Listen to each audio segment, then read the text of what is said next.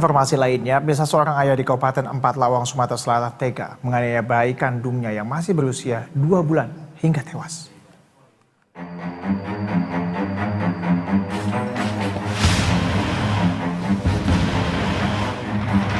Seorang bayi berusia 2 bulan tewas di tangan ayah kandungnya sendiri. Peristiwa penganiayaan ini diduga karena pelaku kesal mendengar tangisan sang bayi yang tak kunjung berhenti. Menurut kesaksian pelaku, sebelum tewas, bayi mungil ini sempat dianiaya dengan cara dicekik dan dibantingnya ke lantai rumah yang berada di Desa Batu Ampar, Sumatera Selatan. Saat kejadian, istri korban sempat ingin menyelamatkan bayinya yang tengah dianiaya. Namun hal tersebut tak diindahkan oleh pelaku. Istri ini berpamitan kepada suaminya untuk ke sungai. Tapi beberapa setengah jam tidak kunjung pulang. Dicari sama suaminya di sungai tidak ditemukan. Nah, suaminya pulang kembali ke rumah. Sampai di rumah anaknya menangis. Langsung lagi ke sungai mencari istrinya karena sampai di sungai nggak ada istrinya. Sampai di rumah karena anaknya ini mulai besar nangis. Lalu dicekek sama orang tuanya. Setelah itu dibanting 2 kali. Meninggal menuju ke Puskesmas Maripina. Meski sempat mencoba melarikan diri, namun pihak kepolisian berhasil menangkap Firdaus di tempat persembunyiannya di area perkebunan. Kini pelaku harus mendekam di kantor polisi untuk mempertanggungjawabkan perbuatannya. Andika Pratama, Palembang, Sumatera Selatan. Ya, misal seorang ayah di Empat Lawang, Sumatera Selatan tega memukul dan membanting bayinya hingga tewas. Pelaku kini sudah berhasil diamankan pihak kepolisian.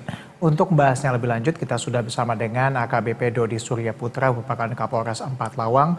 Selamat sore, Pak Dodi. Apa alasan kemudian utama sang pelaku ini tega memukul anaknya dan juga membantingnya hingga meninggal dunia? Apakah benar-benar hanya karena menangis begitu yang tidak berhenti kemudian ia tega membanting bayinya sendiri? Selamat sore Mas Tejar, ya.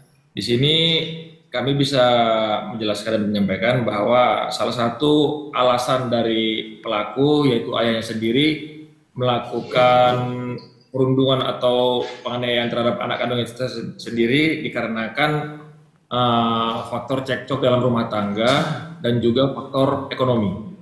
Sehingga ayah dari korban atau anak tersebut melakukan tindakan tersebut. Baik, artinya bahwa ada cekcok dengan ibunya dulu, kemudian akhirnya anaknya menangis dan kemudian dibantinglah anaknya. Artinya pada saat kejadian juga sang ibu ada di lokasi kejadian kah? Ya benar sekali Mas Tejar, jadi terjadi cekcok dikarenakan kondisi anak dalam kondisi menangis. Sang istri meminta kepada bapak atau suami atau pelaku tersebut untuk mencarikan atau membelikan susu untuk anak mereka.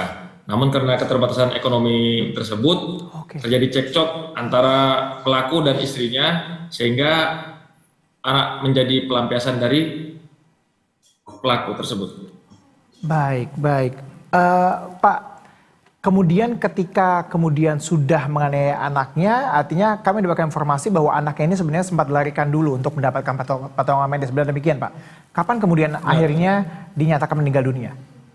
Jadi pada saat setelah pelaku atau ayah kandung korban melakukan penganiayaan tersebut, si ibu sempat melarikan anak mereka ke puskesmas terdekat untuk mendapatkan pertolongan. Namun meninggal dunia di puskesmas pada saat dalam proses perawatan.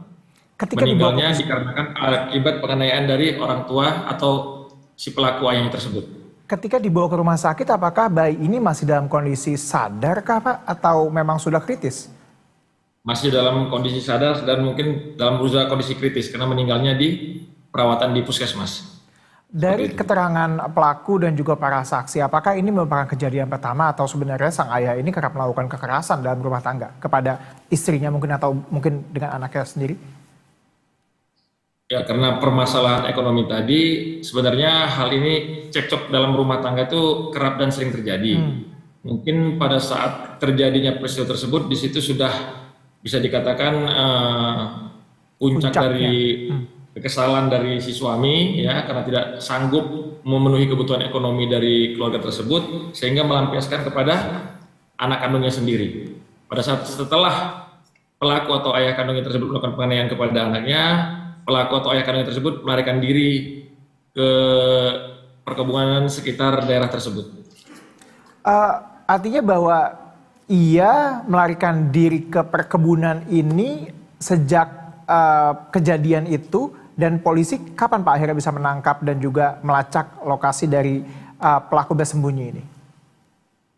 Jadi bisa kita sampaikan ya pelaku atau ayah korban itu setelah kejadian dia melakukan penganiayaan terhadap anak kandungnya sendiri, sang istri membawa anak tersebut ke puskesmas. Disitulah pelaku atau ayah korban tersebut melarikan diri, bersembunyi mungkin karena panik juga ya. Namun berkat laporan dari ibu korban yang disampaikan kepada pihak polisian, kami langsung melakukan upaya pengejaran dan pencarian terhadap pelaku yang di mana pelaku tersebut adalah orang tua tersebut, anak korban tersebut.